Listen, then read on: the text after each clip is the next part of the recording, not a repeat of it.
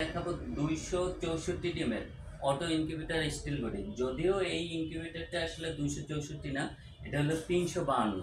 তো আমরা সাধারণত যখন স্টিল বডি তৈরি করি এখানে 264টা ডিম ধরে। এখানে যে ইনকিউবেটরটা, এটা একটা সব থেকে ছোট ইনকিউবেটর। দেখেন, এটা একটা ছোট ইনকিউবেটর স্টিল বডি, এটা ডাবল পার্ট স্টিল। এখানে ভিতরে এবং বাহিরে এই দুই পার্টেই কিন্তু স্টিল, এবং মাঝখানে আমরা ককশিট দিয়ে দিছি যাতে টেম্পারেচারটা খুব ভালো ধরে রাখতে পারে। আর এখানে যে কন্ট্রোলারটা ইউজ করছি এটা হলো HTC 1000। এটা একটা টেম্পারেচার কন্ট্রোলার, এটা ওভারহিট থাকে। আর এই যে মিটারটা দেখতেছেন, এটা যে বিদ্যুৎ যদি চলে যায় সেক্ষেত্রে এই মিটারটা দেখে আপনি টেম্পারেচারটা দেখতে পারবেন। আর এখানে যে আর্দ্রতা লেখা আছে বড় অক্ষরে লেখা 60%, এই যে বড় অক্ষরের লেখাটা এটা হলো আর্দ্রতা। এখন এই মেশিনে 60% আর্দ্রতা আছে বাতাসে।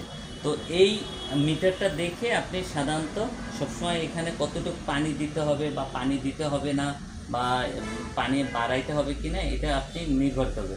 আর এটা হলো এসিডিসি, এই মেশিনটা এসিডিসি। এখানে এই দেখেন দুইটা ইয়ে আছে, ব্যাটারিতে সংযোগ দেওয়ার মতো ক্লিপ আছে।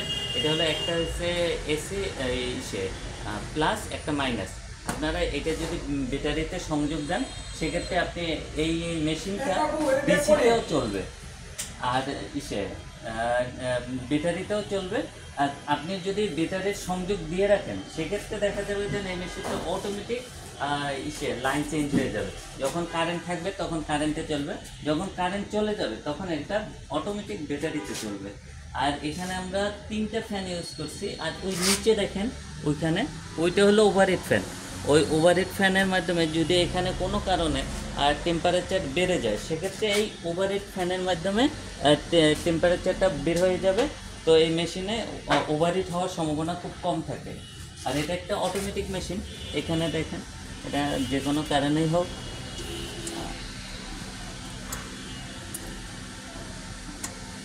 এটা কিন্তু একটা অটোমেটিক মেশিন। এটা 90 মিনিট পর পর মেশিনটা ঘুরবে, এপাশ থেকে ওপাশে যাবে।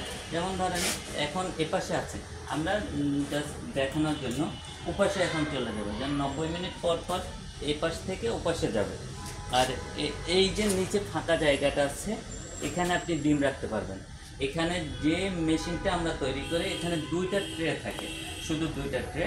3টা ট্রেতে আমাদের কম্পারেটিভলি রেজাল্ট কতটা ভালো আসে আমরা সঠিক জানি না, এই জন্য আমরা সাধারণত এটা 2টা ট্রে মেশিন করি। তো 264, এটা হলো 352 ডিমের মেশিন। তো এই নিচে আপনি যখন এইখানে ডিমের বয়স যখন 18 দিন পূর্ণ হবে তখন এই ডিমগুলো নামিয়ে নিচে দিয়ে দেবেন, এবং এই নিচেই আপনার একটা সুতি কাপড় দিয়ে দেবেন যাতে এখানে দাগ না লাগে। তো সুতি কাপড়টা দিয়ে যখন শেষের 3 দিন রাখবেন এখানে ডিমগুলো থেকে বাচ্চা ফুটে বের হবে। আর এই যে জায়গাটা দেখতেছেন এটা হলো পানি দেওয়ার জায়গা। এই পুরোটা জায়গা জুড়ে আপনি পানি দেবেন। সাধারণত আপনি যখন শুরুর দিক থেকে প্রথম 18 দিন, আপনার ডিমের বয়স যখন যদি মেশিনে প্রথম 18 দিন এখানে 1 বাটি পানি দিলেই হয়। আর শেষে যখন ডিম ফোটার সময় হবে, মানে নিচে যখন হ্যাচারে যখন ডিম থাকবে তখন এখানে 2 থেকে 3 বাটি পানি দিতে হবে। তাহলে আপনার আর্দ্রতা 70 থেকে 80-র মধ্যে থাকবে। আর শুরুর দিকে আপনি আর্দ্রতা রাখবেন 50 থেকে 65-র মধ্যে, তবে চেষ্টা করবেন 55 থেকে 60-এর মধ্যে রাখা। এ ধরনের ছোটো বড়ো ইনকিউবেটর আমাদের কাছে পাবেন। এছাড়াও 264 ডিমের ককশিটের আমাদের ইনকিউবেটর আছে।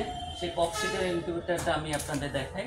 এটা হলো আমাদের ককশিটের ইনকিউবেটর 264 ডিমের। এটাও এসিডিসি, এটা প্যাকেট করা আমরা দেখাইতে পারতেছি না এই জন্য। এটা এসিডিসি। আবার এই মেশিনটা যেটা, এটা 264 ডিমের ইনকিউবেটর ককশিট বডি, এটা আবার এসি।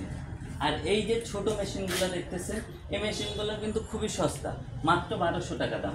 এটা হলো এসি মেশিন। যাদের আইপিএস আছে অথবা শহরে বাস করেন, বিদ্যুৎ সাধারণত 1 ঘন্টার বেশি লোডশেডিং হয় না, 1 থেকে 1.5 ঘন্টা, তারা এই মেশিনগুলো ইউজ করতে পারবে।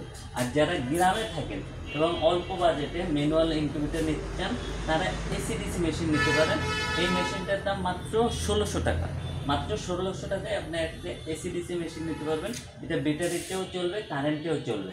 অনেকে ভুল করে চিন্তা করেন যে এসিডিসি মানে এখানে মনে হয় ব্যাটারি দেয়া থাকে। আসলে আমাদের কোনো মেশিনে ব্যাটারি দেয়া থাকে না, আমাদের মেশিনে শুধু ব্যাটারি দিয়ে সংযোগ দেওয়ার কানেকশনটা থাকে।